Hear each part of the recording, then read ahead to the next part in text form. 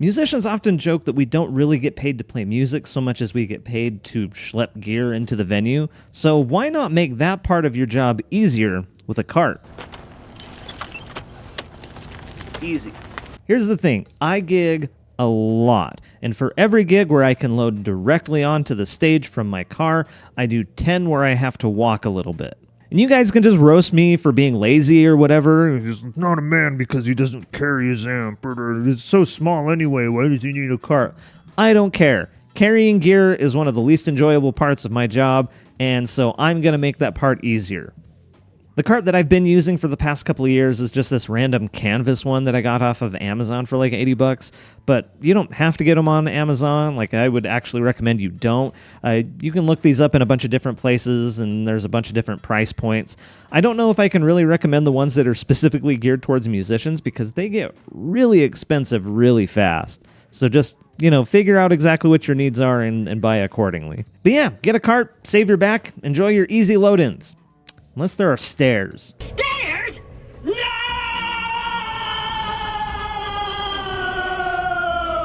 Now, where a cart is a really nice thing to have, something that I have come to rely upon pretty heavily to the point of it being a necessity, is an iPad.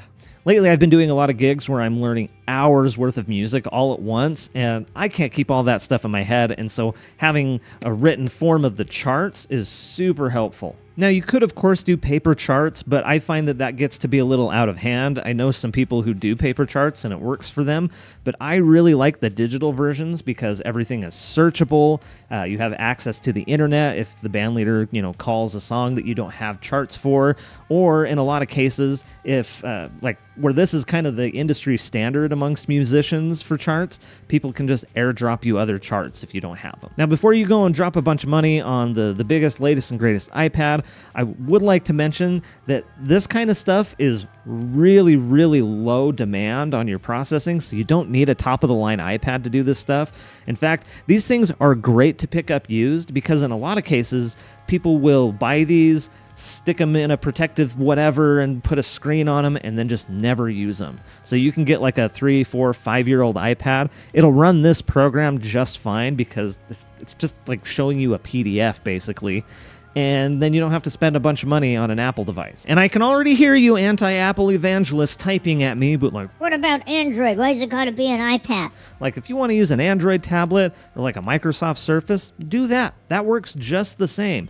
The one thing I will say is that most musicians that I have ever worked with all use iPads, and if you want to be able to, share things back and forth really easily, AirDrop is really nice. It just is.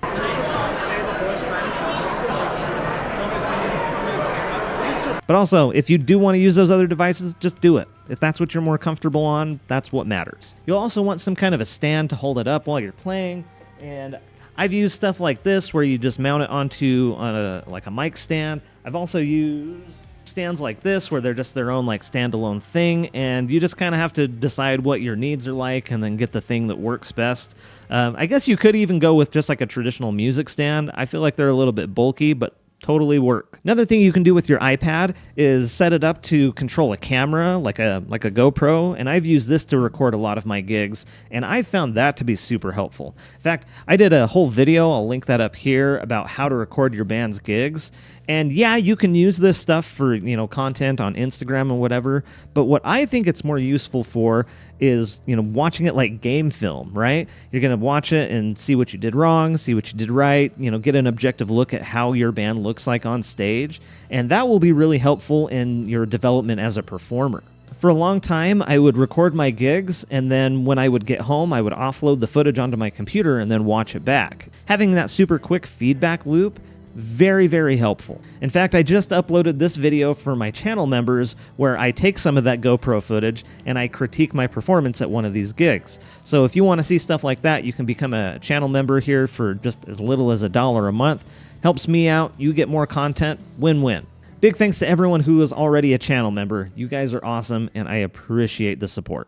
Speaking of that gig in particular, I was talking to the drummer just before we started, and he mentioned that he had an incident where he had suddenly lost 50% of his hearing in one of his ears. And that was a terrible nightmare scenario that no musician should ever have to go through. Because musicians are constantly in danger of losing their hearing, the thing that you should always have with you is earplugs. I keep these, loop earplugs on my keychains so that I never not have them. And these are fine. I don't know. I haven't tried a whole lot of earplugs out, and these are nasty, filthy. Good grief. These are the loop ones that are specifically for concerts, so they're supposed to just lower the volume while retaining fidelity. I really don't know how they stack up against other, somewhat nicer earplugs, but they're certainly a lot better than just the orange foam shotgun earplugs. 'Cause those kinds of earplugs tend to cut down all of the high end where all the detail is, and then you can't really hear what you need to. So yeah, get yourself some really decent earplugs. You can spend anywhere from $30 to $50 on these kinds of things, and protect your ears. That is your biggest asset as a musician, and you do not want to lose them. The only circumstance where I would not be wearing earplugs is if I'm wearing IEMs. The ones that I mostly use are the Shure SE215s. They're fine. They're about $100, $120, and they do the job. But I know a lot of people swear by the KZ ones. They're a lot less expensive, and some people really prefer the sound of them to just about anything else. In fact, I was talking to a guitar player, and he said that he had custom molded, IEMs, and he still preferred his, cheap $30 KZs over those. But I can't speak to that experience, but that is what I've heard. But speaking of KZ, they actually did send these headphones out to me, and I don't know that these are great for IEMs. I haven't tested them out in that way. I don't think with the volume thing I would use it. That kind of gets caught on stuff unnecessarily. But these ones in particular, they're their new duet ones, I think is what they're called. And I don't know that I would recommend these as IEMs. There's just so much low end in them, kind of an annoying amount. And I've listened to music on a couple of different sources with them, and I don't know, they're just too bass heavy in my opinion, which is crazy coming from a bass player. So I don't know about these particular ones for IEMs, but I will say that they are really, really good for Borderlands.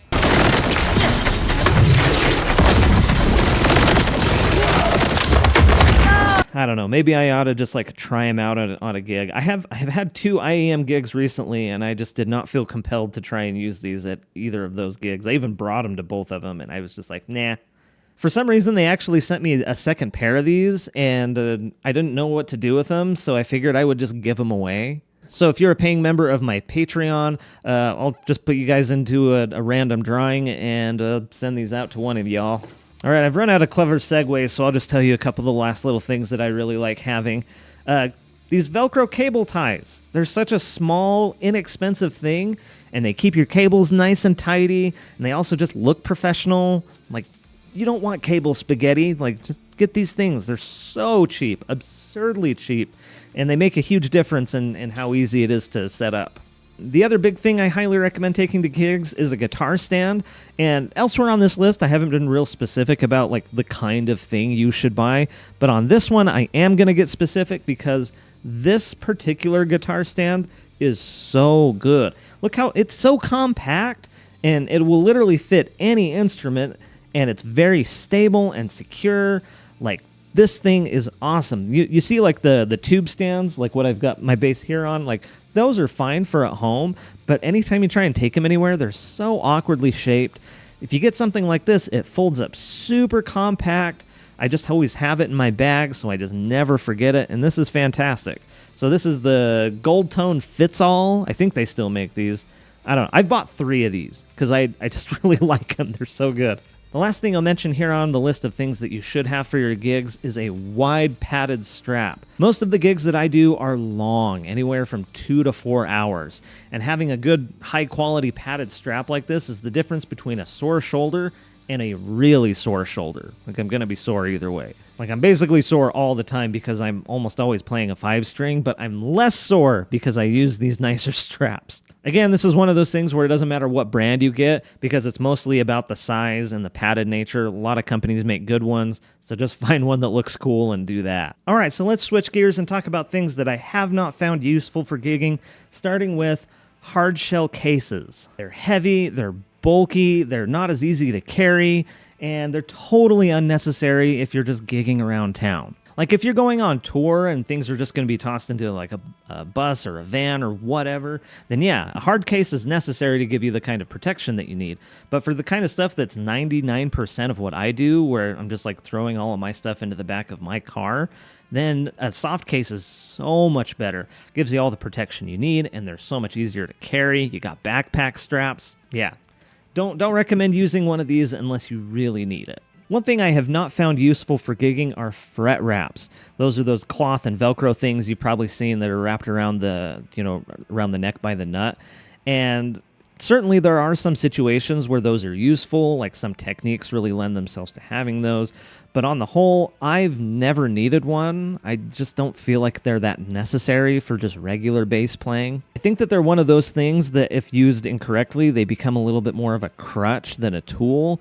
And I feel like unless you know exactly why you need one, then you probably don't. Just practice your muting, you'll be fine. And lastly, let's talk about grip strengtheners. Those don't do anything. At least nothing that you can't get done just by practicing your bass. Because here's the thing those companies don't seem to realize or don't want you to realize is that you don't need hand strength to play bass. You need endurance and you need dexterity. You actually don't have to push down very hard to fret a note.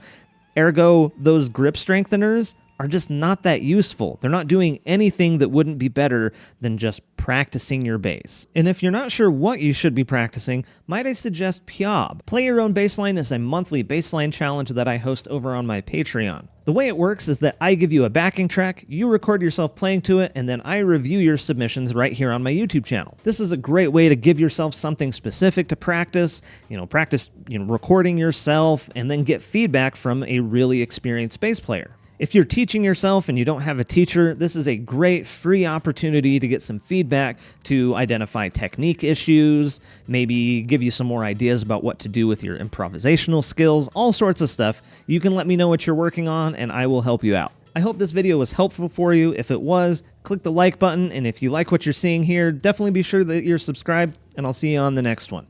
AMPF!